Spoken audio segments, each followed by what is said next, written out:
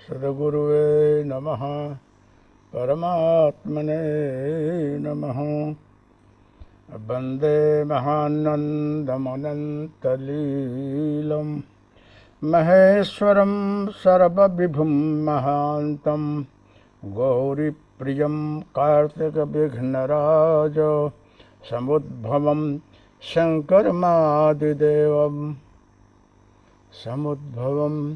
शङ्करमादिदेवं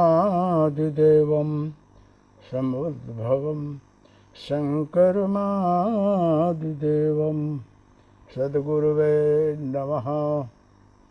शिवस्वरूपाय नमः। दत्तात्रेयाय नमः। प्रिय आत्मीय जिज्ञासु बंधुओं, माताओं, आज जो है आठवीं भक्ति पर यथा ज्ञानेन प्रकाश डाल रहा हूँ। दरेक प्रसंग में कहना पड़ता है कि विषय खूब गहन है, फिर भी अपने मन चित्त वाणी को शुद्ध करने के लिए, लोगों तक इस भाव भक्ति को पहुँचाने के लिए वक्ता, लेखक, संत, आचार्य लोग प्रयास करते हैं। वक्ताओं और श्रोताओं दोनों को सावधानी से इस गहराई में जाकर अपनी स्थिति में आने का प्रयास करना चाहिए।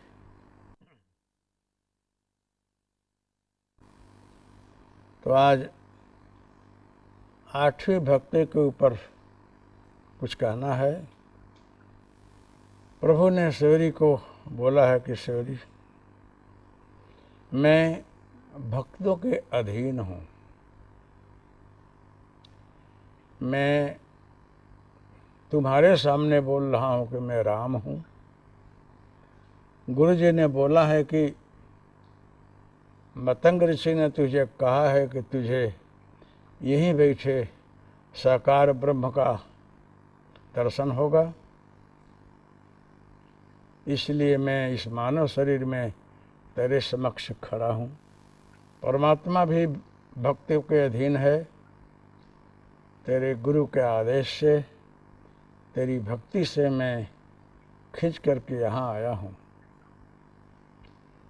तुझे बहुत समय हो गए हैं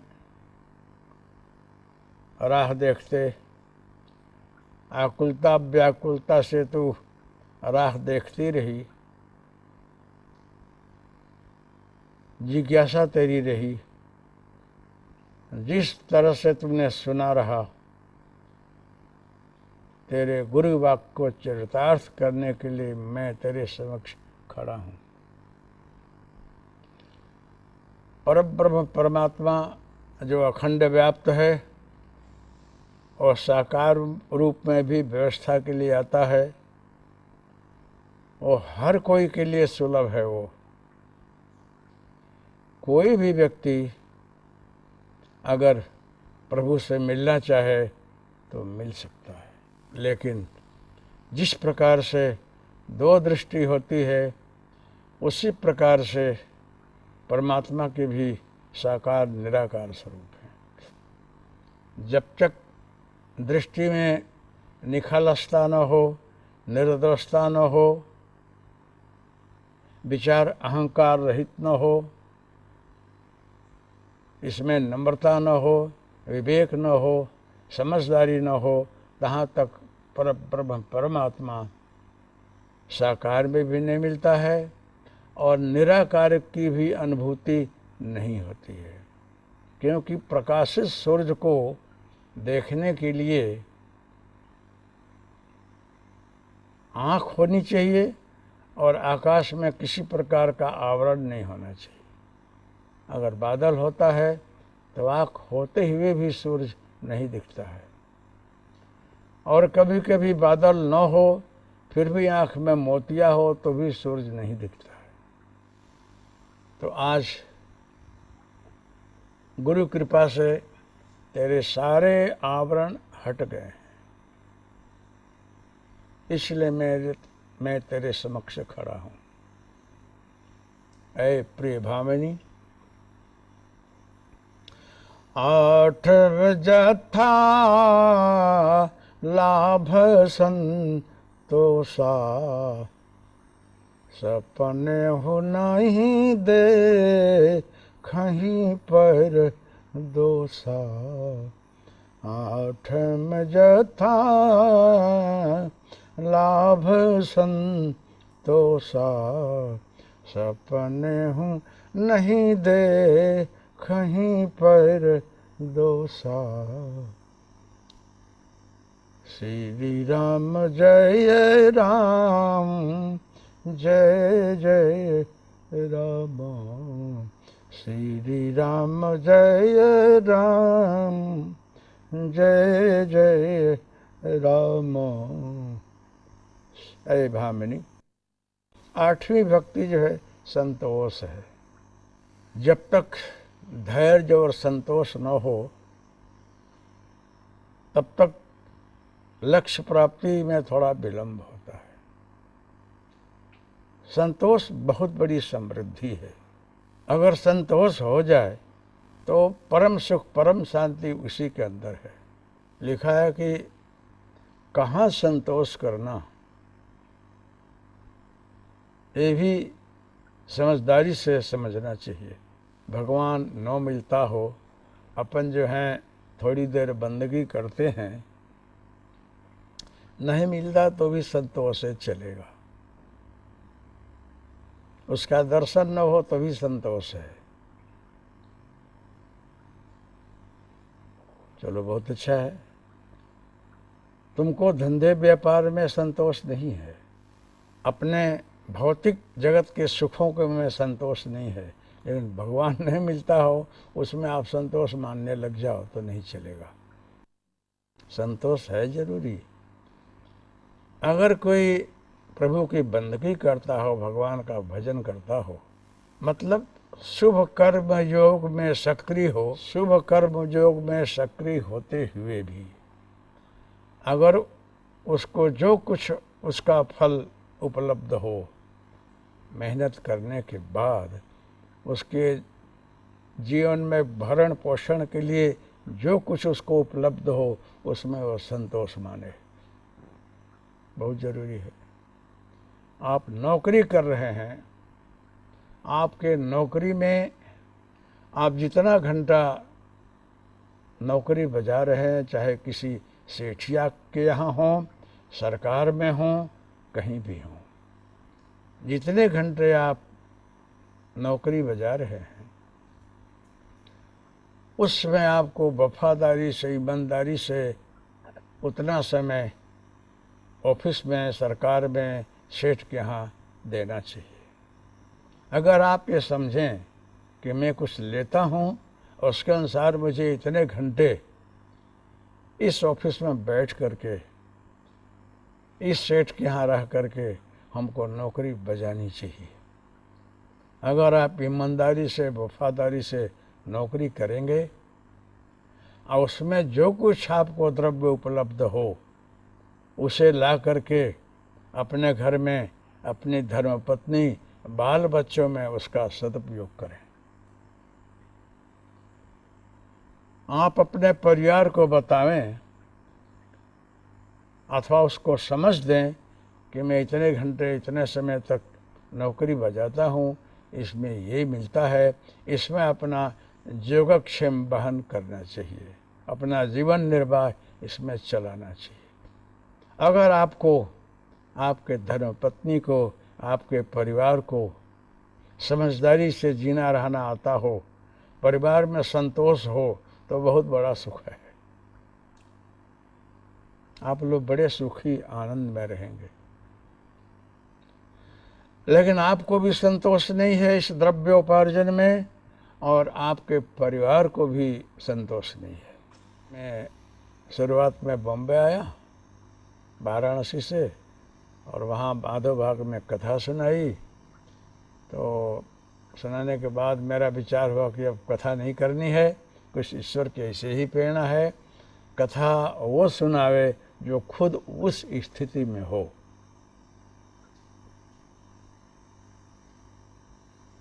तो बोले कि क्यों बापू कथा बंद की है? हम कहे ये कहानी ही है कि जब मैं कुछ कथा करके बैठूँ ना तो रात में ध्यान में, तो हमको कोई बोलता रहा कि आप भागवत के 10वें स्कंद में कृष्णावतार के विषय में बोल रहे हैं, जोगी और संतों के विषय में बोल रहे हैं। तो महाराज, आप मूलाधार से सहस्त्रार तक के चक्रों के विषय में ज्ञान है आपको?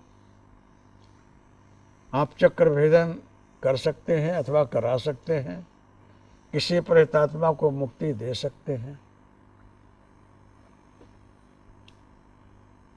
किसी मृत जीवात्मा अथवा जीवित जीवात्मा जो जगत में हैं उनको बोध देते हैं, उसके अनुसार आपका आचरण है? अगर नहीं है तो भागवत की कथा क्यों करते हो? तुमको जो कुछ मिल गया अपने भजन परिश्रम से उसमें संतोष रखो और प्रभु की बंदगी करो, भगवान को पाने के लिए प्रयास करो, कथा वार्ता छोड़ दो। मैंने बोला कुछ भ्रांति हुई, फिर 2-3 दिन कंटिन्यूस ये उपदेश मिला।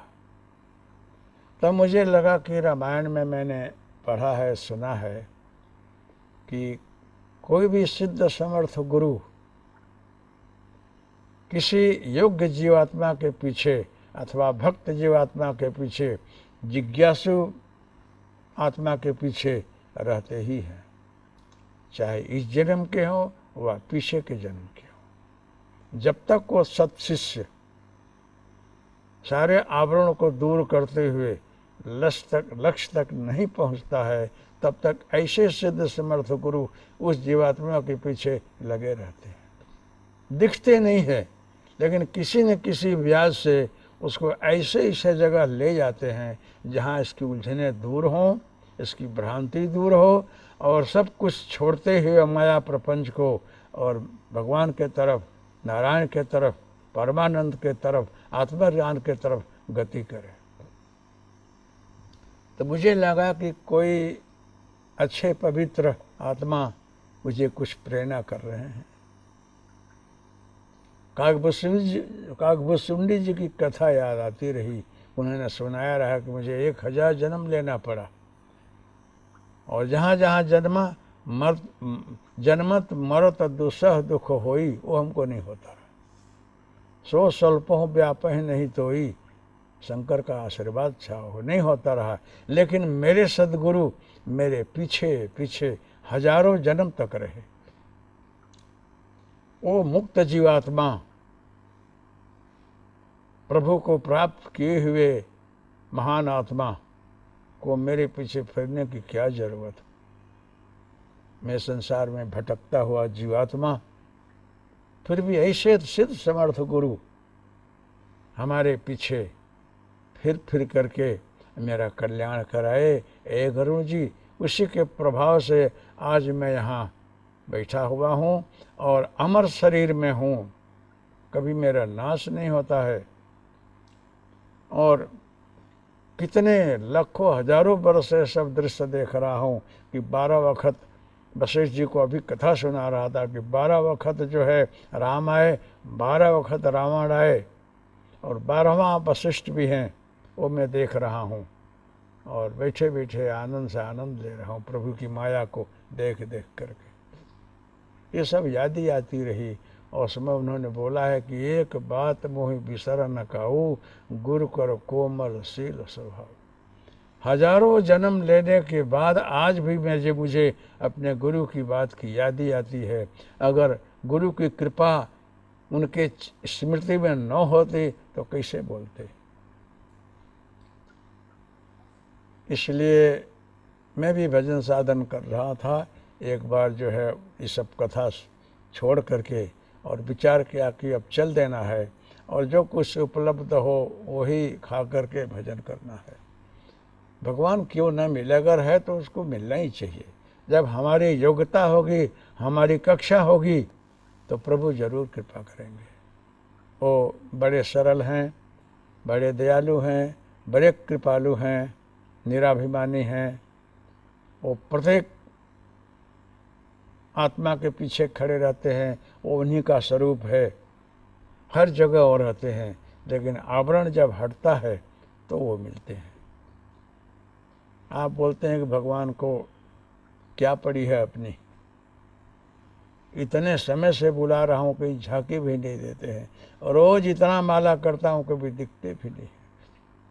भगवान भी पक्षपाती हैं, दया नहीं करते हैं, तो जीवात्मा कुछ भी बोल जाता है। लेकिन प्रभु बहुत दयालु है, बहुत कृपालु है। वो जल्दी नहीं मिलता है बराबर है, लेकिन मिलता है तो भी बहुत सावधान रखता है आपको। मिलने के बाद भी आपको हिलने नहीं देगा। बहुत कृपालु है। वो बोलता है कि ये बच्चे हैं मेरे, अज्ञान में बच्चे हैं और ज्ञान में मेरे स्वरूप है। इनको इतनी भी तकलीफ नहीं पड़ने दूंगा। पिता बच्चे को लेकर चलते हैं तो बच्चा बोलता है ये पप्पा ये खाना है, ये लेना है, ये लेना है। तो पिता अपने बुद्धि से समझ से बच्चे को समझा करके और किसी खान पान से दूर रखते हैं, कभी किसी प्राप्ति से भी दूर रखते हैं, और कभी कुछ अमूल्य वस्तु दे भी देते हैं। तो ये जीव में भटकता हुआ अज्ञानी जीवात्मा किस में क्या मांग लेगा खबर नहीं। और मांगने के बाद ये छोटा बच्चा दीप पकड़ने जा रहा है, मैं न रोकूं तो हाथ जल जाएगा। नदी में झांकने जा रहा है, पड़ जाएगा तो मर जाएगा। कुछ ऐसी वस्तु खाना चाहता है जो दुकान में पड़ी हुई है, धूल उड़ी है, ठीक नहीं है, बीमारी हो सकती है, और रोता है फिर भी पिता नहीं खिलाता है। और कुछ ऐसी वस्तु मांगता है तो भी वो नहीं देता है। नारद जी ने भगवान को कहा है कि आप परम स्वतंत्र सिर पर कोई, अजो मन भावे करो सो सोई। आप बड़े स्वतंत्र हो, भगवान अपने को समझते हो, और जो इच्छा होती है वही करते हो, हमारे जैसे की बात भी नहीं सुनते हो, इसलिए आज मुझे तुझे श्राप दे रहा हूं। भगवान ने श्राप स्वीकार कर लिया। और उसके पहले की बात नारद जी को याद ही आने लगी। फिर नारद जी बहुत पश्चाताप किए हैं, और भगवान के विश्वमोहिनी के शादी के बाद जो है विग्रह अदृश्य होने के बाद भगवान के चरणों पर के प्रार्थना कर रहे हैं। भगवान ने बोला रहा कि कुपथ मागु बरु बरबस रोगी, अब वैद्य न देहु सुनो मुनि जोगी। दर्दी कुपथ्य मांगता है, वैद्य नहीं देता है। इस प्रकार से बच्चे जो कुछ भी मांगते हैं माता पिता नहीं देते हैं, लेकिन उसको बहुत अच्छी वस्तु खिलाने देने की तैयारी रखते हैं। सब कुछ जो चाहिए अब नहीं मिलता है। भगवान है, लेकिन आपको मिल जाए तो क्या मांग लोगे तुझे खबर नहीं है। और मिलने के बाद आप मांगो। ऐसे त्रिलोकी का दाता जो औधड़ दानी है, महान दाता है, वो आपको न दे तो क्या कहानी क्या होगी। ऐसे सेठ के दरबार में गए और वहाँ जाने पर कुछ नहीं मिला, भीख मांगा और मिला नहीं। इसलिए तुम भिक्षार्थी जरूर हो, भिक्षा मांग रहे हो, लेकिन सेठ के दरवाजे तक कभी पहुँचे नहीं हो।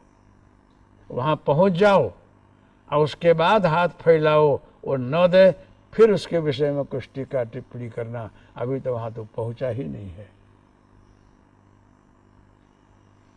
तुम बोलो कि वो व्यापक है, फिर वहाँ पहुँचने में क्या, वो व्यापक है इसका ज्ञान तुझे नहीं है।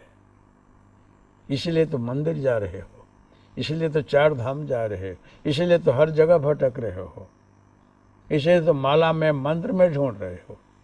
जिस दिन ठोस तुझे ज्ञान हो जाएगा कि आकाशोत अखंड व्याप्त है, तो वहाँ कोई काम करने की जरूरत नहीं है, कहीं जाने की जरूरत नहीं है। नारद जी बहुत आकुल व्याकुल हो गए कि भगवान का स्वरूप मिले तो मेरा काम हो जाए। तो इतना जल्दी मैं क्षीर सागर कैसे पहुंचूं, वहां जाऊं कैसे? उनके स्वरूप की प्राप्ति मुझे करनी है। अब मुझे उस मोहिनी से लगन करना है, 3 लोगों का अधिपति बनना है। नारद जी को इतनी भक्ति, इतना ज्ञान मिला है, लेकिन उनको जो है इस माइक सृष्टि के आवरण को देख करके अहंकार ने, काम ने, लोभ ने क्षणिक समय के लिए इतना आवृत्त कर लिया, उनका संतोष चला गया, लोभ में आ गए और बोलते हैं कि हमको जो है वही चाहिए, कहाँ जाऊं। तो उनको एकाएक भगवान ने बोध दिया, उर्प्र रघुवंश विभूषण, बोले हैं कि हरि व्यापक सर्वत्र समाना, आप प्रेम ते प्रकट हो ही में जाना। मैंने सुना है कि हरि आकाशोत अखंड व्याप्त है हवा की तरह से, हवा में ऐसे पंखा करो तुरंत हवा लगती है, अभी हवा बंद है, लेकिन है ऐसे हवा करो प्रकट हो जाएगी। दो पत्थर को ऐसे घिसो अग्नि प्रकट हो जाएगी। तुम बाकस को थैली में रखते हो, खीसे में रखते हो, अग्नि को अपने खीसे में रखते हो, वो आपको जलाती नहीं है। अग्नि नहीं है, अरे भाई अग्नि जठराग्नि आपके पेट में भी है, दूसरे प्रकार की अग्नि है, उस पत्थर में भी है जहां जिस पर आप बैठे हुए हो। आपके खिस्से में रखे हो बाकस, अग्नि भरपूर है, ऐसे घिसो देखो प्रकट हो जाती है। ये सबको ज्ञान है, अग्नि सब जगह है, सबको ज्ञान है, हवा सब जगह है, सबको ज्ञान है, पानी सर्वत्र है, आकाश सर्वत्र है, फिर भी चाहिए इस प्रमाण में आपको ज्ञान नहीं है, दिखता नहीं है। एक कड़क कठिन पत्थर है ना, उसको बांट करके पाउडर कर दो और उसको फिर आप कठिन बनाओ, बनेगा नहीं बनेगा। वो पानी को ग्रहण करके और फिर कुछ कठिन बना है, और जितना उसको जल चाहिए उतना जल उसने स्वीकार लिया है। अब उसको जल नहीं चाहिए, लेकिन एक कठिन कठोर पत्थर के अंदर बोलो कि पानी नहीं है तो कोई नहीं स्वीकारेगा। पानी न होता तो ये बद्ध नहीं होता। वो जितना उसको पवन, पानी, अग्नि चाहिए उतना स्वीकार लिया है, फिर अपनी स्थिति में है। वो जल आपको दिखे ऐसा उसमें नहीं है। आप जल के बगैर बद्ध हो ही नहीं सकता है। अग्नि आपके थैली में है, घिसोगे तो प्रकट होगी। तो जब आपको संपूर्ण ज्ञान हो जाता है और जब प्रेम लक्षणा भक्ति की पराकाष्ठा आ जाती है तो परमात्मा आपके समक्ष खड़ा है। नारद जी ने बोला कि प्रभु सर्वत्र व्याप्त हैं, यही प्रेम से यादी करो तो क्यों नहीं प्रकट होंगे। प्रेम ते प्रकट हो ही मैं जाना, यादी किया भगवान प्रकट हो गए। बोल नारद क्या चाहिए। तो भगवान ने, नारद जी ने वरदान मांगा है, वो कथा आपको ख्याल है। अपना स्वरूप दे दीजिए। भगवान ने ऐसे करके माला पहना दिया, बंदर का मुख बना दिया।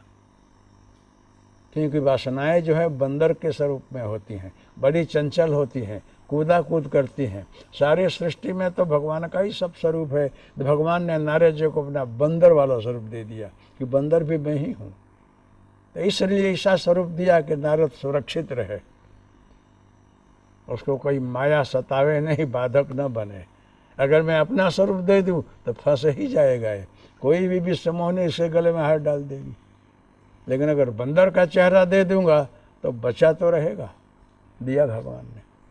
तो वो अखंड व्याप्त है लेकिन ज्ञान नहीं है। तो मैंने उनको बोला कि प्रभु ऐसे ही मैं बैठा रहा तो उस दिन हमको कुछ खाना पीना नहीं रहा। एक तबेले में रहा बॉम्बे में, वहाँ से प्रस्थान कर रहा था। तो कोई भाई हमको लाए केला और फ्रूट लाए, ला कर रखे, और मैंने जो है चलते चलते उसको खा लिया। आज जिसके घर में उतरा रहा उसको पूछा नहीं, रोज़ तो आकर वो पूछता रहा। मैं उस दिन जल्दी रहा तो मैंने बोला कि सेठ को बोलना मैं जा रहा हूँ।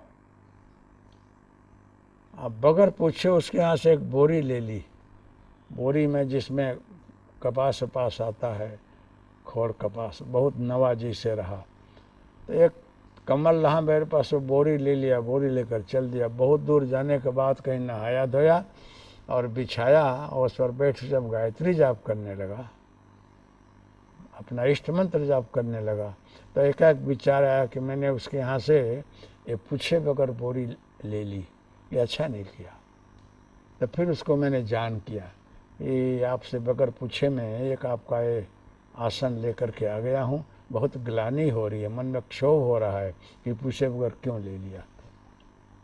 तो उन्होंने बोला कि महाराज आज हमको आप बहुत दुख दे रहे हैं, आप बोलते तो मैं कमल भेज देता है, भेज देता, बोरी की क्या, आप भले ले गए, रखिएगा, अच्छा रहेगा, हमको कोई हर्जा नहीं है। मैंने बोला चलो तुमसे पूछ लिया ना, इसलिए अब मुझे शांति हो गई कि पूछ कर तो लिया। लेकिन मन में ये रहा कि पूछे बगैर लिया क्यों, ये ऐसी बुद्धि हुई क्यों। तो उस समय हमको कोई बोल रहा है कि वो जो भाई केला लेकर आ रहा, मिठाई लेकर, वो दारू का धंधा करता है, मद्य बेचता है और जुआ खिलवाता है, उसके यहाँ क्लब चलता है, और जो कुछ पैसा आता है उससे जो है कुछ दान पुण्य भी करता है, उसी में से आपको पेड़ा और केला लाया, वो आपने खाया और भगवान को भोग नहीं धरा, चलते चलते आपने खा लिया। तो वो जो लोग हार जाते हैं जुए में, आज वो दारू पी करके तूफान करते हैं, घर के लोगों को परेशान करते हैं, वो उस पैसे से केला आया है। उसमें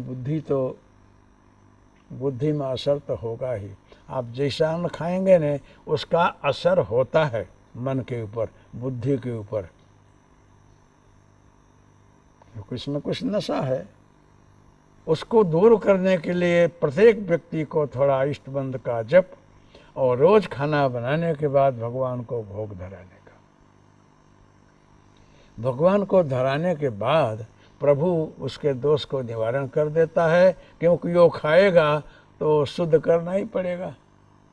आप लोग भी जानते हैं कि कोई राष्ट्रपति हो, प्रधान हो, उसको जब खाना बनता है तो सरकार के तरफ से जाकर चेक किया जाता है कि कोई पॉइजन तो नहीं है ना, खाना शुद्ध है, अच्छा है ना, उसके बाद राष्ट्रपति को, प्रधान को खिलाया जाता है। ऐसे ही जब आप भगवान को अर्पण करोगे तो भगवान उसका निरीक्षण कर लेता है कि ये मेरा भक्त है और मेरे को धर रहा है, उसके बाद मेरा प्रसाद है खाएगा, तो भगवान पहले खाकर उसको शुद्ध कर देता है, फिर आपको खाने को प्रेरणा मिलती है।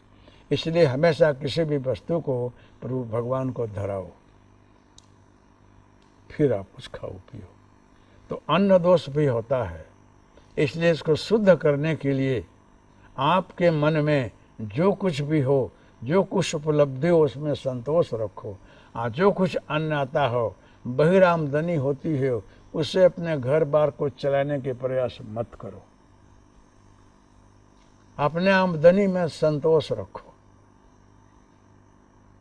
आजकल जो है, मेरे विचार से मैं बोल रहा हूँ कि अशांति जो है, इसका कारण ये भी है कि किसी को संतोष नहीं है। आप नौकरी करें, धंधा करें, व्यवसाय करें, संतोष नहीं है, आपको और ज़्यादा चाहिए। और देख करके उत्तरोत्तर आपके मौज शौक विलास बढ़ते जा रहे हैं, उत्तरोत्तर और चाहिए और चाहिए। आप इस वैभव में, भौतिक जगत में सुख और शांति ढूंढ रहे हैं, जो कि है नहीं। सुख शांति नहीं है। आप ढूंढा करो, कुछ है ही नहीं है तो मिलेगा कैसे। आप जिससे भी जितना मिल जाए सब ले लेने की आपकी तैयारी है, और आपको लगता है कि 5-10 पीढ़ी तक के लिए सारी व्यवस्था मैं कर लूं, सारी व्यवस्था मैं कर लूं।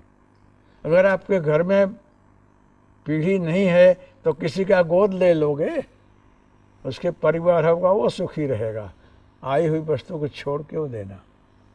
आप संग्रह में लगे हुए हो, कितनी पीढ़ी की चिंता करते हो। प्रसंगोपात एक जगह एक सेठ जो है कितने महल बांध लिया है, एक नवाब मोल जैसे मोल बांध रहा है। वहाँ कोई संत गए कि भिक्षाम दे ही, तो दे कौन? सेठ है लेकिन लगा है व्यवस्था में, इसको रूम को यहाँ बनाना, ऐसा ये निकालना, ऐसा ऐसा बनाना, ऐसा ये बनाना कर रहा है वो इंजीनियर के साथ। महाराज आए तो बोला महाराज अभी मैं काम में हूँ, चलो उधर।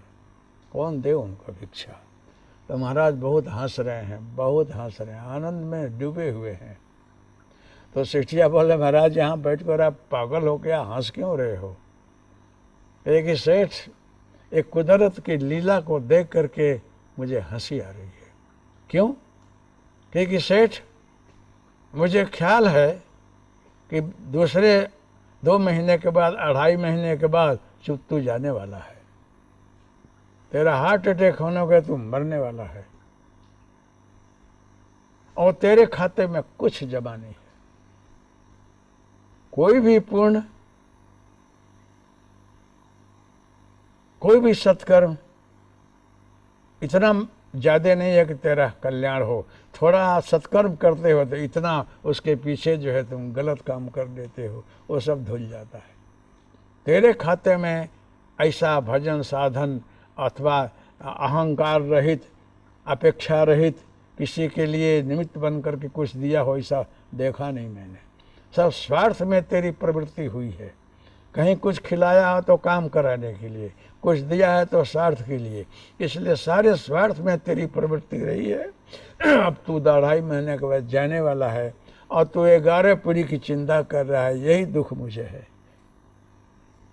यही दुख मुझे सता रहा है कि कैसा है जगत है कि तू जाने को है, तुझे अपना ज्ञान नहीं है, और तू जाएगा तो तेरे साथ में ये कुछ नहीं जाने को है, सब यही रह जाएगा।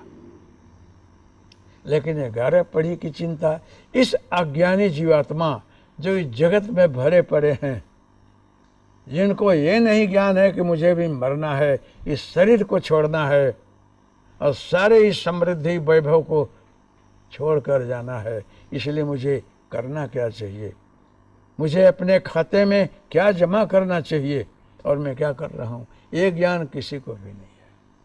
जिनको जिनको है बड़े सुखी हैं, बड़े शांत हैं, बड़े आनंद में हैं वो। उन्हीं को ज्ञान है जिन पर उनके गुरु की किसी संत की कृपा है, जो सत्संग सुनते हैं, गुरु की कृपा प्राप्त करते हैं, प्रभु के चरण में मस्तक नवाते हैं और कुछ अपने अंदर उतारते हैं, उनके अंदर ये है। उनके पास बहुत कुछ ज़्यादा नहीं है, फिर भी बड़े संतुष्ट हैं, वो आनंद में जी तो रहे हैं, सुखी है वो।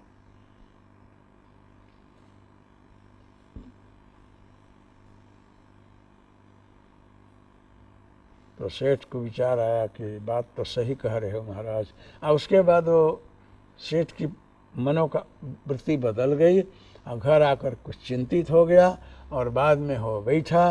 किसी जन्म के कुछ सत्कर्म उदय होते हैं तो ऐसे ही फटका और धक्का लगता है और जीव को कहाँ का कहाँ पहुँचा देता है।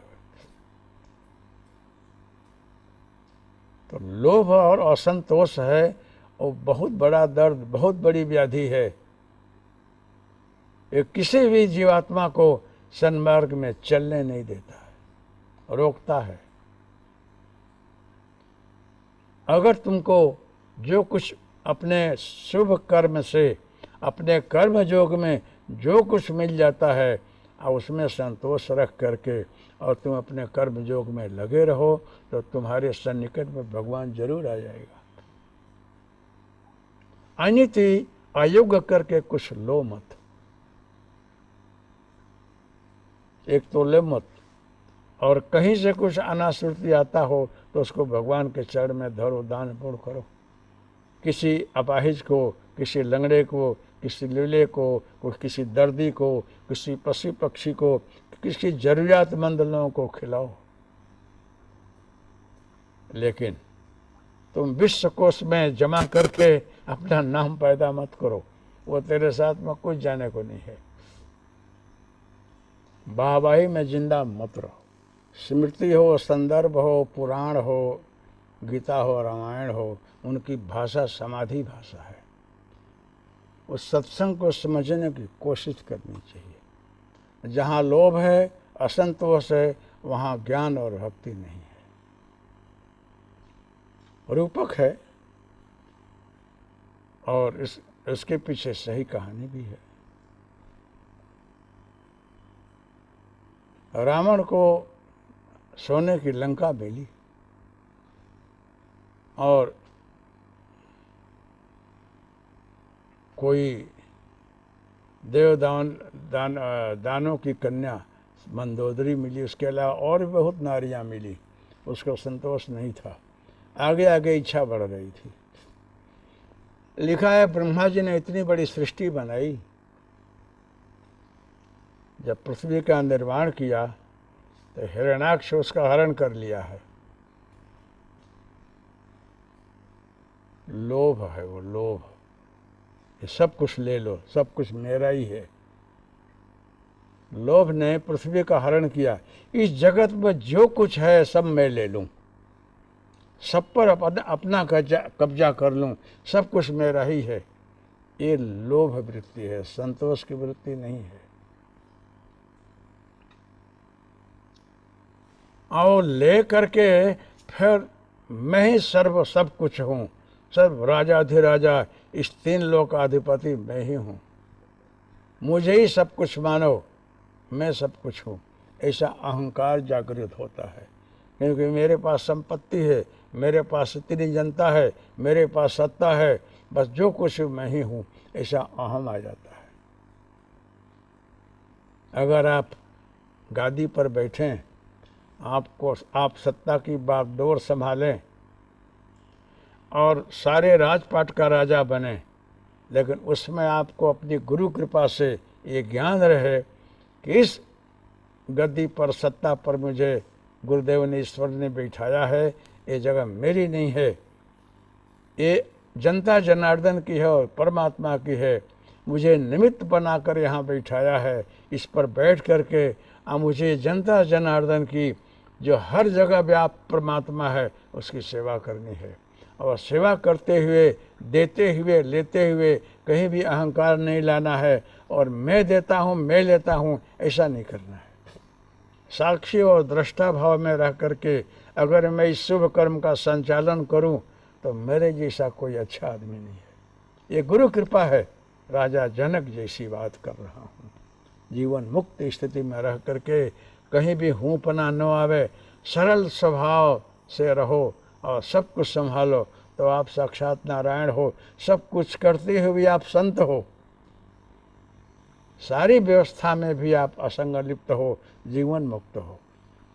ऐसा हो तो है बहुत कठिन। गद्दी मिले, सत्ता मिले, पैसा मिले, तो आप सब कुछ ले लेना चाहते हो। तो हिरण्याक्ष ने पृथ्वी का हरण कर लिया है, आपको खबर है ना। भागवत में इसकी कथा आती है।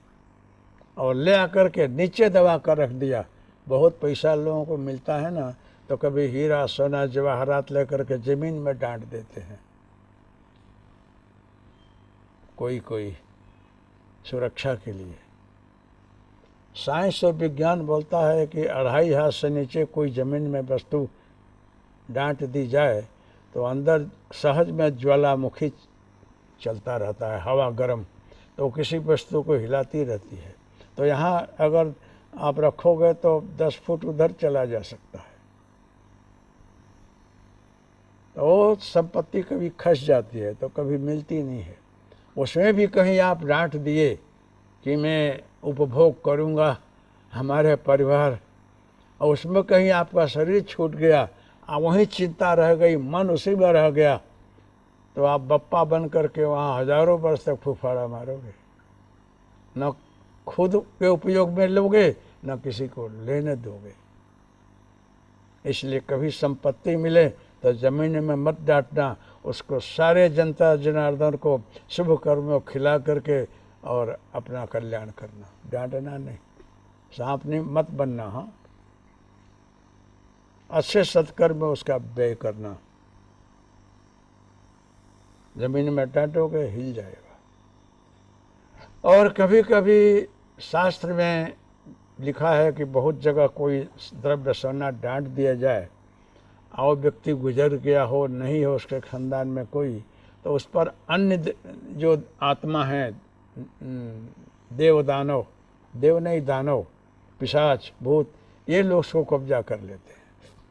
सही बात है, आसुरी संपत्ति बन जाती है वो, क्योंकि ये दानव लोग जो हैं देवी संपत्ति को ही कब्जा किए हैं, चढ़ाई करके ले लिए हैं, ये सब मेरा है। पाताल लोक में दानव लोग भी हैं और नाग लोग हैं, सारी ऐसी संपत्ति पर वो कब्जा जमा लेते हैं। तो बहुत जगह कोई संपत्ति अगर हो, खोदने जाओ तो कुछ अनुभव होता है कि कोई भूत है, कि प्रेत है, कि नाग है, कि है हवा है, ऐसी कि लोग सुनते हैं, लेकिन शास्त्र में है जरूर। ऐसी संपत्ति को आश्रय लोग कब्जा कर लेते हैं। इसलिए तुम अपने कमाई पर संतोष रखो, और जो सच्ची कमाई है, जिसको हम आत्मज्ञान बोलते हैं, अपने स्वरूप का ज्ञान बोलते हैं, और जो निरंजन निराकार अखंड व्याप्त पर ब्रह्म परमात्मा है, जो आनंद और सुख शांति स्वरूप है, उसको पाने की कोशिश करो। फिर तुम्हारा जन्म न हो, फिर माँ के जठर में न जाओ, 9 मास उस गंदगी में मत रहो, बाहर निकल करके यातना मत भोगो, फिर नवे सर से झूठा साचा करके तुम इस भौतिक जगत में न विचरो। इसके लिए परम सुख परम शांति के लिए प्रभु स्मरण बहुत जरूरी है। तुम चाहे अजबोपति हो, लेकिन रोज ध्यान में बैठो और आत्मचिंतन करो कि इस शरीर में बैठा हुआ मैं कौन हूँ। अगर मैं 5 तत्व नहीं हूँ, ये शरीर 5 तत्व का है, ये शरीर मैं नहीं हूँ। मन चित्त बुद्धि का भी साक्षी और दृष्टा हूँ। मन मेरा है, बुद्धि मेरी है, चित्त मेरा है, वो भी मैं नहीं हूँ। मैं एक शुद्ध बुद्ध आत्मा हूँ।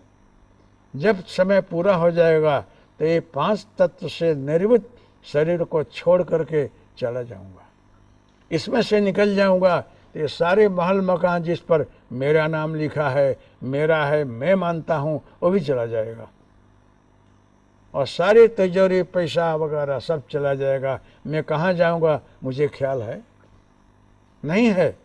तुम्हारा वो राष्ट्रपति ऊपर का जो सृष्टि संचालक है कहाँ ट्रांसफर करेगा, इसका ज्ञान तुझे नहीं है। अगर रोज सोचोगे तो मेरे को लगता है इस भौतिक जगत में जो तुम्हारा मोह आसक्ति लगा हुआ है वो कम हो जाएगा, और तुम सत्कर्म में लगोगे। रास्ते में बैठे हुए कोई दर्दी को कुछ देने की इच्छा करोगे, कोई गरीब को खिलाओगे, किसी हॉस्पिटल में दान करोगे, किसी गरीब बच्चों को पढ़ाओगे, कहीं भी तो अपने द्रव्य का सदुपयोग करोगे, तो समझना कि तेरे ऊपर भगवान की दया है। खूब कमाओ, कमा करके ऐसे जगह इसको बो, सदुपयोग करो, अच्छा है। लेकिन लोभ मत रखो, ये सब कुछ मेरा ही है। हिरण्याक्ष ने लोभ रखा कि ये सृष्टि पृथ्वी मैं ले लूं, तो भगवान बाराह बनकर उसका वध किए हैं, बाराह बन करके नीचे से ऊपर लाए हैं, उसको मारे हैं, और इस पर मेरा आधिपत्य है। हिरण्याकश्यपु, मैं भगवान हूँ, मुझे भजो, ये सब मेरा है। अहंकार आता है, अहंकार का भी भगवान नरसिंह बनकर वध किए। और उसके बाद उनका जो संतान है, जो बोलता है कि हर जगह तुम ही व्याप्त हो, सब कुछ तेरा है, अणु अणु में तू व्याप्त है, मैं भी तेरा हूँ, सब तुम ही हो, सब जगह प्रभु तेरी ही माया है, तू ही हो, वहाँ उसको प्रकट हो गए। क्यों? वहाँ अहंकार नहीं है, हूँ नहीं है, तू नहीं है, वहाँ भगवान नरसिंह भगवान प्रकट हुए और उस अहंकार को मारे हैं, विदीर्ण किए हैं। जो वरदान मांगा रहा, अहंकार कैसा, सारी सृष्टि पर विजय। वरदान मांगा है कि न घर में मरूं, न बाहर मरूं, न रात में मरूं, न दिन में मरूं, न अस्त्र से मरूं, न शस्त्र से मरूं, न मानव से मरी, न कुछ देवदानों से मरूं। क्या वरदान है, मरने की जगह ही नहीं छोड़ा है। फिर भी जो वरदान देने वाला जगह रखता है, उसको उठाया, उठा करके घर के देहली पर जो घर में प्रवेश किया जाता है दहली, वहाँ पर बैठा भगवान नरसिंह भगवान। तो घर की दहली न बाहर है न अंदर है। ऐसे जगह में बैठ करके खाना नहीं खाना चाहिए, शुभ कर्म नहीं करना चाहिए, इसलिए दहली पर बैठने की मनाही है। वो न घर है न बाहर है। और अपने गोदी में बिठाया, क्योंकि इसका पुत्र बड़ा भक्त है। ये भी मेरा भक्त है, पीछे के जन्म से मेरा भक्त है, श्राप बस से दैत्य बना है। तो मैंने इसको वचन दिया है कि बेटा कहीं भी जाएगा तेरा कल्याण मुझे करना ही है। इसको ज्ञान हो कि ना हो, मुझे ज्ञान है कि इस अहंकारी के पीछे भी मैं ही हूँ। उसको गोदी में लेकर बैठाया और इतना सर जो है वो सिंह का है और इधर जो है आदमी का है, नख बड़ा बड़ा है। पूछ रहे हैं कि बोल तू घर में है कि बाहर है? कि न घर में हूँ न बाहर हूँ, दहली पर बैठा हुआ हूँ आपकी गोदी में। दिन है कि रात है? कि नहीं, संध्या काल है। संध्या काल न दिन में है न रात में है, इसलिए संध्या काल में खाना नहीं खाना चाहिए, कोई शुभ कर्म नहीं करना चाहिए, उसमें नारी पति पत्नी का संपर्क नहीं करना चाहिए। शुभ काम संध्या काल में नहीं, उसमें आरती पूजन भगवान की बंदगी करो, क्योंकि संध्या काल प्रभु भक्ति के लिए है। अगर संध्या काल में कोई मिल गया संतान की अपेक्षा से तो रावण कुंभकर्ण होगा। शास्त्र में लिखा है कि रावण कुंभकर्ण की उत्पत्ति जो है संध्या काल में है। जब समय ढल गया है उसके बाद जब मिले हैं तो फिर विभीषण है। इसलिए संध्या काल जो है अच्छे काम के लिए नहीं है। तो पूछ रहे हैं कि बोल दिन है कि रात है? कि न दिन है न रात है। तुम ऊपर हो आकाश में हो कि नहीं जमीन पर हो? कि न ऊपर हो न नीचे हो, आपकी गोदी में हूँ। बोल मैं आदमी हूँ कि जानवर हूँ कि दाना हो कि दैत्य हूँ? तुम कुछ भी नहीं हो, मुझे समझ में नहीं आता तुम कौन हो। बोल ये मेरा अस्त्र है, शस्त्र अस्त्र है कि शस्त्र है? कहे कि ना अस्त्र है न शस्त्र है, नाखून की गणतरी किसी अस्त्र शस्त्र में नहीं है। फिर स्वांग के जत प्रतिचस्क रई कर अरुहई हेणास्त्र रक्षस्थलम, चीर दिया, अहंकार को फाड़ दिया, अहंकार नष्ट हो गया। लोभ को पहले ही मार दिया है हिरण्याक्ष को, अहंकार को भी विदीर्ण कर दिया और उसके आत्मा को बाहर निकाला, तब उसको ज्ञान हुआ। तो देर हो गई रही। भगवान प्रहलाद को गोदी में लिए हैं, पूछ रहे हैं कि बोल बेटा क्या चाहिए। भगवान जो हैं प्रहलाद को ढूंढ रहे हैं।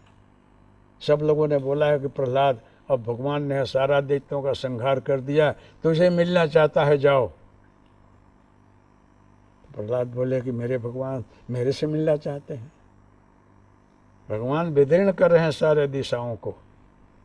तो लोगों ने लिखा है, शास्त्रों में है कि जब भगवान का नरसिंह का क्रोध शांत नहीं हो रहा है, क्योंकि लोभ और अहंकार को मारने के बाद भगवान को और भी ढूंढ रहे हैं कि कोई विकार है। और जब तक इस स्थूल शरीर के अंदर, इस विशाल भाव के अंदर सद्विकार हैं, तब तक भगवान को शांति नहीं है। सबका निवारण करके जीव का कल्याण करने के लिए आते हैं। सब लोग घबरा गए हैं। जाकर बोला है लक्ष्मी जी को कि आपके पति बड़ा भयंकर स्वरूप हैं, माँ आप तो जाकर बोलिए कि शांत हो जाए। तो माँ लक्ष्मी बोलते हैं कि इस समय मैं नहीं जाऊंगी, इस समय जाने के जैसा नहीं है।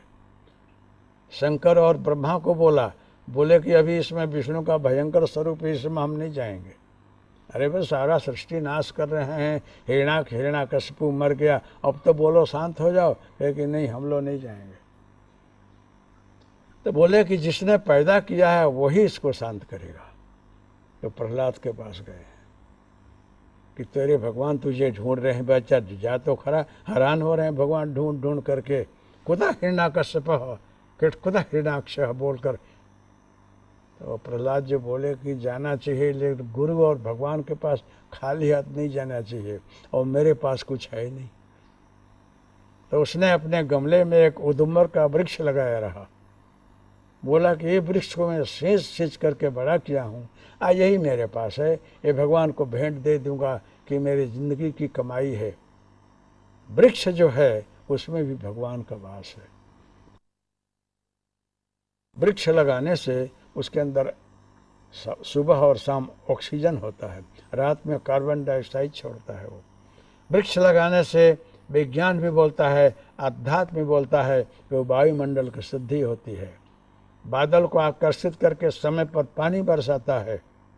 इस वायुमंडल में अणुओं परमाणुओं को शुद्ध करके बैलेंस करने के लिए वृक्ष का आरोपण बहुत जरूरी है, उसका छेदन नहीं करना चाहिए। तो वही उदुम्बर लगाए हैं, लेकर के भगवान के पास गया है विभीषण, तो दौड़े हैं वो कि कौन आ रहा है। वो तो बड़े वृक्ष को लेकर जा रहे हैं गमले में। तो भगवान ने सोचा कि ये कोई दूसरा दैत्य आ गया क्या, तो नख भराया जोर से। अब फिर नख भराते ही उनकी आँख खुल गई, ठंडा ठंडक हो गई। आँख खोल कर देखे, यो हो ये मेरा भक्त प्रहलाद। गोदी में उठा लिए, गोदी में उठा करके भगवान करुणामय बन गए हैं। भगवान के अश्रुपात हो रहे हैं और बारंबार पुत्र प्रहलाद को भेंट रहे हैं, बारंबार जीभ से चाट रहे हैं, प्यार कर रहे हैं कि भक्त तो मुझे क्षमा कर दे, मेरे पर दया कर, मैंने काफ़ी विलम्ब किया तुझसे मिलने के लिए, तुझे काफ़ी सहन करना पड़ा वत्स, क्षमा कर देगा मुझे, तेरे जैसा कष्ट किसी को नहीं हुआ है, तूने बहुत कष्ट उठाया है वत्स, मैं बहुत दुखी हूँ तेरे कष्ट से, तू मुझे क्षमा कर दे, इतना विलम्ब से मैं तुझे मिल रहा हूँ, इसकी गिलानी मुझे है। और प्रहलाद रो रहे हैं कि मुझे खबर नहीं कि मैं इतना कष्ट सहन करूँगा तो आपका ऐसा स्वरूप हो जाएगा। आप इतने सुंदर हैं, शास्त्र में सुना है चतुर्भुज है आप, बड़ा लावण्य में है, बहुत सुंदर है, आज मेरे लिए आपका ये स्वरूप बना। मैं जो अपने को धिक्कार दे रहा हूँ, अपने को कोस रहा हूँ कि मेरे जैसा अधम नीच पापी कौन जो कि मेरे प्रभु को ऐसा बना दिया। हमारे लिए आपका ये स्वरूप बना है प्रभु, मुझे बहुत दुख है, मुझे आप क्षमा करें कि अब कभी भी ऐसी सहन शक्ति, ऐसी प्रार्थना मैं नहीं करूँगा कि आपको कष्ट उठाना पड़े। मुझे धिक्कार है अपने पर, मेरी भक्ति का अर्थ क्या कि जहाँ भगवान को कष्ट मिले। दोनों भक्त और भगवान बहुत करुणा में होकर के रोए हैं। भगवान ने प्यार किया है प्रहलाद को, बोला हो बस तू कुछ मांग ले तो ही मुझे शांति मिलेगी, क्या चाहिए। प्रहलाद जो हैं उन पर भगवान की कृपा है। आठम जथा लाभ संतोष, प्रहलाद बोले कि हमको कुछ नहीं चाहिए, आज तक मुझे आपने जो कुछ दिया है उसमें बहुत संतुष्ट हूँ। आज आप प्रत्यक्ष खड़े हैं प्रभु, आपकी उपलब्धि से ज़्यादा कीमती जगत में है क्या। अब मूर्ख हो कुछ और मांग ले, वो महान मूर्ख जो आपसे कुछ मांगे। आपके चरण कमल में अखंड भक्ति, मेरी अनन्य श्रद्धा, अनन्य शरणागति रहे, इसके सिवा कुछ नहीं चाहिए। कहे भक्त ये तो तेरे पास है ही है, इतना समय तूने निकाला है, इसके बगैर कैसे निकालेगा, फिर भी कुछ मांग ले। कहे कि प्रभु अगर आप करुणा करें तो मेरे पिताश्री को मुक्ति दीजिएगा। देखो संत का लक्षण क्या है, मंद करत जो करई भलाई, उमा संत की यही बड़ाई। जिसने प्रहलाद को हैरान किया, अग्नि में जलाया, पहाड़ से पटका, हाथी से कुचलाया, लाख उसको यातना दी, उसके कल्याण के लिए प्रहलाद भगवान से प्रार्थना कर रहे हैं। बनना हो तो ऐसा बनना जो तुझे हैरान करे, कष्ट दे, तुम्हारी निंदा करे, तुम्हारे विषय में खराब सोचे, उसको भी जब भगवान से प्रार्थना करने की तुम्हारे अंदर क्षमता हो कि हे प्रभु इस जीवात्मा को सद्बुद्धि देना कि अच्छा विचार करे, अच्छा संस्कार इसके अंदर आवे, इसका कल्याण हो। सद्बुद्धि देना प्रभु। मुझे दुख नहीं है, मैं जो हूँ सो हूँ, लेकिन इसकी दृष्टि में मैं जो कुछ दिख रहा हूँ तो इसकी दृष्टि में कुछ खामी है, तकलीफ है। प्रभु इसकी दृष्टि बदलना, इसकी बुद्धि पवित्र करना, इसका भी कल्याण करना। जब ऐसी भावना आपके अंदर आवे तो समझना कि आपके गुरु की और आपके इष्ट की कृपा आप पर बरसी है और वो खिल रही है, आपका कल्याण हो रहा है। अगर आपको कोई सद्दाप दे, हैरान करे, दुख दे, उसमें भी आप उसके विषय ऊपर प्रतिकार की भावना रखें तो समझना साधना आपकी बहुत अच्छी नहीं है। और किसी भी हालत में संतोष रखना। तुम अपने नीति की कमाई में जो कुछ मिले उसमें संतुष्ट रहना। प्रभु जैसे भी रखे उसमें खुश रहना, लेकिन भक्ति जब साधना ये मत छोड़ना, उसमें संतोष कभी मत रखना। राम नाम जय जपत अघाही, रस विशेष जानातिन नाही। प्रभु भक्ति में संतोष नहीं, उसमें हमेशा जिज्ञासु बनकर आगे बढ़ते रहना। असंतुष्टा दुजानष्टा, संतुष्टा च महीपति। असंतुष्टा दुजा नष्टा, निर्लज्जा च कुलांगना। अच्छे घर के कुलीन बहू को लज्जा जो है वो धारण करना चाहिए, और अगर वेश्या अगर लज्जा रखे तो उसका धंधा नहीं चलेगा। इसलिए कहीं कहीं संतोष बहुत जरूरी है और कहीं कहीं नहीं है।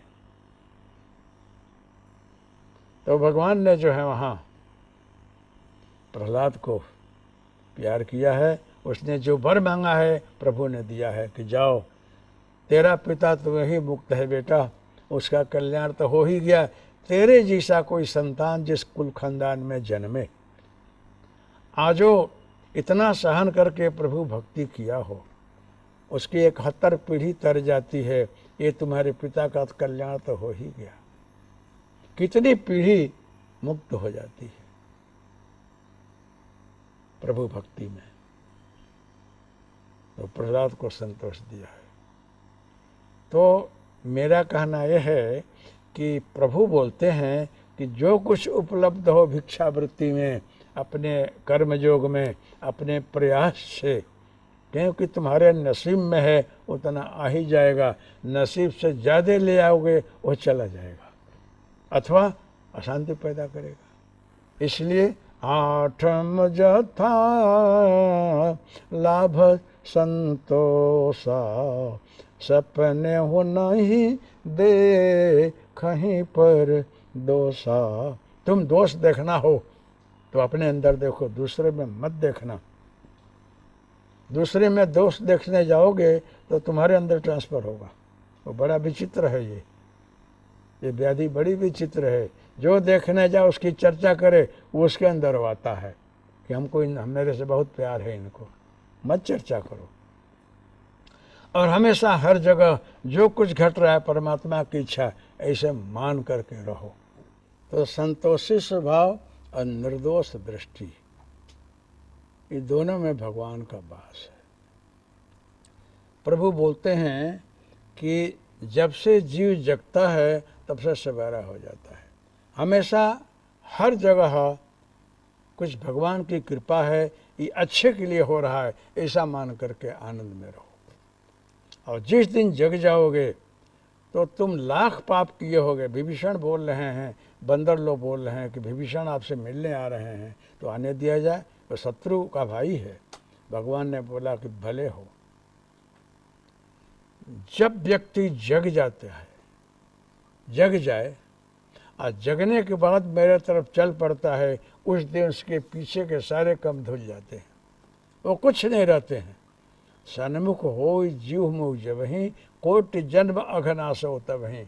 जो जग गया और बोलता है कि प्रभु मेरे से जो कुछ हुआ सो हुआ, आज से तो आपके चरण में हूँ और मेरे जो कुछ कर्म हैं आपको अर्पण किया, आज से भी अच्छा बुरा होगा वो आपको अर्पित है और मैं अब ज़िंदगी जी रहा हूँ। जब इस प्रकार से समर्पित होकर कोई रहता है, उस दिन से पीछे के सारे उसके अशुभ कर्म हट जाते हैं और उसके सारे प्रारब्ध को मैं सहजता से सरलता से पूरा करता हूँ, लेकिन उसे अपना लेता हूँ, उसको कष्ट नहीं पड़ने देता हूँ, क्योंकि जग गया है, मुझे समर्पित हो गया है। इसलिए अगर रावण का भाई मेरे पास आ रहा है तो भले आवे, मैं तो बोलता हूँ रावण भी अगर मेरे पास आवे तो उसको भी, उसकी भी भूलें और उसका भी सारा दुष्कर्म क्षमा करके मैं कल्याण कर दूँ। जब जीव मेरे सामने आता है उसको मैं माफ़ करके उसका कल्याण ही करता हूँ, यही मेरा स्वभाव है। इसलिए हर जगह जो है पवित्र दृष्टि रखनी चाहिए। और संतोष, शौरी जंगल में है, तुम संत के स्वभाव में है, अपने गुरु के पास रही है, कभी भी कुछ अपेक्षा नहीं रखी है, इसी जंगल में ही महल बना दिया, महल मान करके, स्वर्ग मान करके, जो कुछ पत्रम पुष्पम साग भाजी मिला उसको 56 भोग पकवान समझ करके खाया पिया। और इस जंगल के अंदर पत्ते में और घास में भी तुम अच्छे सिंहासन को मान करके जो सोया और सारी जिंदगी प्रभु मैं बना करके रखा, वो स्वर्ग से भी अच्छा है, इंद्र को भी ये दुर्लभ है और कुबेर को भी दुर्लभ है। ऐसी संपत्ति, ऐसी समृद्धि, ऐसी भूमि जो सब जगह मुझे ही देखा है और हर जगह मुझे मेरा ध्यान किया है, मेरे में रहा है, उसके पीछे मैं क्यों नहीं चलूं। इसलिए ये जो भक्ति है, संतोष और निर्दोष, संतोषी स्वभाव और निर्दोष दृष्टि जो है उसमें भगवान का वास होता है, वहाँ खिंच करके आता है, उसके अंदर बाहर भीतर परमात्मा ही विराजमान है, वो परम शांति का स्वरूप है, ईश्वरमय है वो। तो आठम जथा लाभ संतोषा, सपने हूँ नहीं दे कहीं पर दोषा। दूसरे में दोष मत देखना, जो कुछ देखते हो समझना कि प्रभु की यही इच्छा है, परमात्मा उसके कल्याण के लिए कर रहा है। फिर भी मौन में समझना, सत्यम बुर्यात प्रियम बुर्यात न बुर्यात सत्यम अप्रियम, अप्रियम सत्यम माँ बुर्यात। कोशिश करो कि सच्चा बोलूं, लेकिन जरा बुद्धिमत्ता से बोलो। जैसे एक दिन बोला रहा कि एक राजा शिकार करने के लिए निकला सुअर का, सुअर भागते हुए जंगल में गया है, एक महाराज वहाँ सफा सफी कर रहे थे, देखे किधर भागा, 4 रास्ते हैं, इधर भागा, अब राजा घोड़ा लेकर जाए किधर। पूछा कि महाराज देखे हो सुअर किधर गया शिकार। एक महाराज आपका स्वागत है, मैं कैसे जवाब दूं महाराज, मैं अपने काम में लगा रहा, जो देखा है उसको वाणी नहीं है, जिसको वाणी है वो देखा नहीं है, इंद्रियां अपने अपने काम में हैं। तो राजा बोला कोई पागल आदमी है, चलो चलो इधर ले लो। तो सच्चा भी बोल दिया और झूठे से भी बच गए। आंख ने देखा तो उसको बाचा नहीं है, आज वो बाचा है, इसने देखा नहीं है, महाराज क्या जवाब दूं। तो राजा चला गया कि चलो ही पागल है। तो कभी कभी पागल की भाषा भी नहीं समझ में आती है। और जो कुछ होता है अच्छे के लिए होता है, ये मान कर चलोगे तो उसका परिणाम अच्छा ही होगा, लेकिन आपको ऐसा धैर्य होना चाहिए, ऐसी दृढ़ता होनी चाहिए, मक्कमता होनी चाहिए, तो उसमें बहुत सच्चा बोलोगे तो कष्ट भी होगा और बाद में उसका परिणाम अच्छा भी होगा, लेकिन इतना धैर्य रख करके इस कष्ट को झेलने की शक्ति होनी चाहिए। अपने मालिक के सामने समाज में सच्चा बोलोगे तो लोग सूली चढ़ा देंगे, जैसे जीसस को चढ़ा दिया। जीसस को लोगों ने सूली चढ़ा दिया, आज चढ़ा करके आज सब लोग पूज रहे हैं, सब लोग उनका दिन मृत्यु डे का उज्जवल करते हैं, मरने के बाद पूछते हैं। अच्छे संत लोग जो हैं जब तक रहते हैं तो लोग 50 दृष्टि रखेंगे, विचार रखेंगे, जब शरीर छूट जाएगा तो श्रीफल फोड़ेंगे। साईं बाबा रहे तो लोगों ने क्या क्या उनके विषय में सोचा कहा, साईं बाबा ने सबका भला सोचा। आज हिंदू और मुस्लिम दोनों लाइन लगा करके शिरडी में दर्शन करते हैं, हाथ जोड़े। साईं बाबा का जो साईं बाबा की प्रतिमा में लोग हार चढ़ाते हैं, वस्त्र चढ़ाते हैं, और जो समाधि है उसमें मुस्लिम भाई लोग उसमें आदगी करते हैं, बंदगी करते हैं। हिंदू लोग भी वहाँ जाते हैं, दोनों पूछते हैं।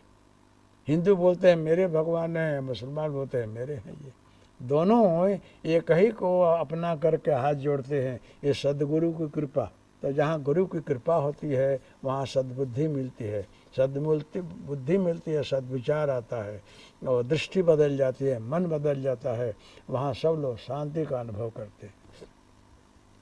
तो शबरी को भगवान ने 8वीं भक्ति का बोध दिया कि शबरी ये 8वीं भक्ति है और वो भी तेरे अंदर है, क्योंकि तू इस जंगल को छोड़ करके कहीं गई नहीं है, कोई मौज शौक में पड़ी नहीं है, स्वाद के पीछे, आनंद के पीछे कहीं जगत में नहीं गई है। तुमने सब कुछ गुरु चरण में और मेरे चरण में अर्पण कर दिया। तन मन धन सब कुछ अर्पण करके आनंद में जी है। तेरे को कभी असंतोष नहीं हुआ, आज तक तेरे को असंतोष नहीं हुआ कि मुझे भगवान नहीं मिले तो छोड़ दूं। संतुष्ट होकर के तू भक्ति कर रही है। आज यही धैर्य और संतोष जो है आज मुझे अल्लाह कर यहाँ खड़ा कर दिया है। इसलिए इस प्रकार की दृढ़ता जो है 8वीं भक्ति है। इसीलिए मैं तेरे पर बहुत खुश हूँ। श्री राम जय राम जय जय राम, श्री राम जय राम जय जय राम, श्री राम जय राम जय जय राम। हरि ओम तत्सत। जय गुरुदत्त। हरि ओम तत्सत। जय गुरुदत्त। हरि ओम तत्सत।